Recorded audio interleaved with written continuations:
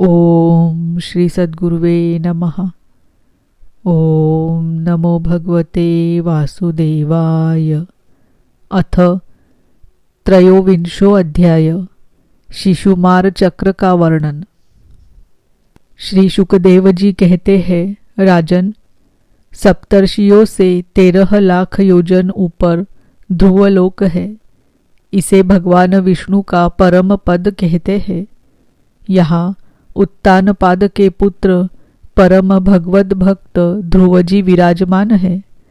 अग्नि, इंद्र, प्रजापति, कश्यप और धर्म, ये सब एक साथ अत्यंत आदरपूर्वक इनकी प्रदक्षिणा करते रहते हैं।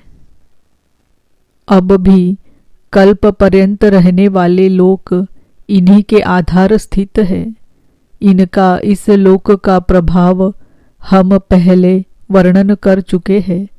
सदा जागते रहने वाले अव्यक्त गति भगवान काल के द्वारा जो ग्रह, नक्षत्र आदि ज्योतिर्गण निरंतर घुमाए जाते हैं, भगवान ने ध्रुवलोक को ही उन सब के आधार स्तंभ रूप से नियुक्त किया है।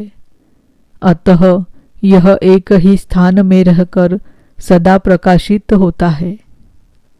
जिस प्रकार दाय चलाने के समय अनाज को खूंदने वाले पशु छोटी, बड़ी और मध्यम रस्सी में बंधकर क्रमशः निकट, दूर और मध्य में रहकर खंबे के चारों ओर मंडल बांधकर घूमते रहते हैं, उसी प्रकार सारे नक्षत्र और ग्रहगण बाहर भीतर के क्रम से इस कालचक्र में नियुक्त होकर ध्रुवलोक का ही आश्रय लेकर वायु की प्रेरणा से कल्प के अंत तक घूमते रहते हैं। जिस प्रकार मेघ और बाज आदि पक्षी अपने कर्मों की सहायता से वायु के अधीन रहकर आकाश में उड़ते रहते हैं, उसी प्रकार ये ज्योतिर्गण भी प्रकृति और पुरुष के संयोगवश अपने अपने कर्मों के अनुसार चक्कर काटते रहते हैं, पृथ्वी पर नहीं गिरते। कोई कोई पुरुष भगवान की योग माया के आधार पर स्थित इस ज्योतिष चक्र का शिशुमार यानी सूस के रूप में वर्णन करते हैं। यह शिशुमार कुंडली मारे हुए है और इसका मुख नीचे की ओर है। इसकी पूंछ के सिरे पर ध्रुव स्थित है। पूंछ के मध्य भाग में प्रजापति, अग्नि, इंद्र और धर्म है। पूंछ की जड़ में धाता और विधाता है।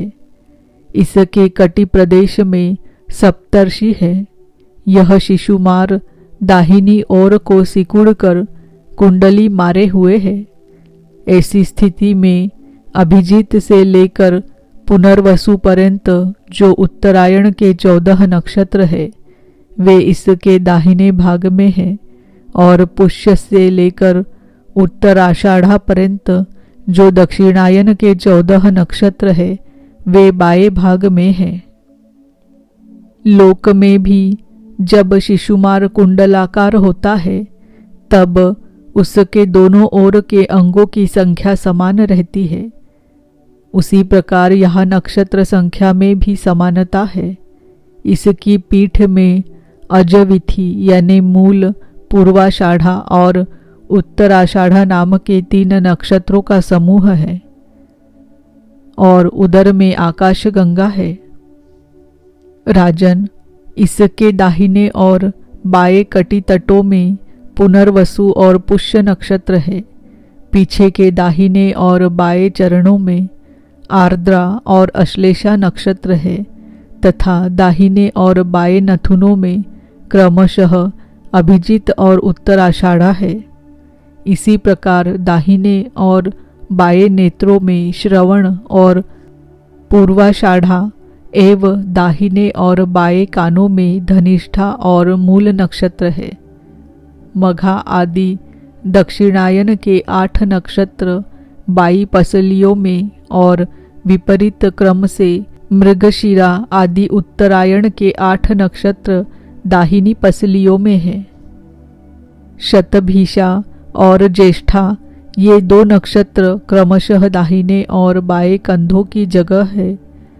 इसकी ऊपर की थूथनी में अगस्त्य, नीचे की टोढ़ी में नक्षत्र रूप यम, मुखों में मंगल, लिंग प्रदेश में शनि, ककूद में बृहस्पति, छाती में सूर्य, हृदय में नारायण, मन में चंद्रमा, नाभि में शुक्र, स्तरों में अश्विनी कुमार, प्राण और अपान में बुध, गले में राहु, समस्त अंगों में केतु और रोमों में संपूर्ण तारागण स्थित है। राजन, यह भगवान विष्णु का सर्वदेवमय स्वरूप है। इसका नित्य प्रति सायंकाल के समय पवित्र और मौन होकर दर्शन करते हुए चिंतन करना चाहिए तथा इस मंत्र का जप करते हुए भगवान की स्तुति करनी चाहिए। संपूर्ण ज्योतिर्गणों के आश्रय, कालचक्र स्वरूप, सर्वदेवाधिपति परम पुरुष परमात्मा का हम नमस्कार पूर्वक ध्यान करते हैं। ग्रह, नक्षत्र और ताराओं के रूप में भगवान का आधिदैविक रूप प्रकाशित हो रहा है। वह तीनों समय उपर्युक्त मंत्र का जप करने वाले पुरुषों के पाप नष्ट कर देता है।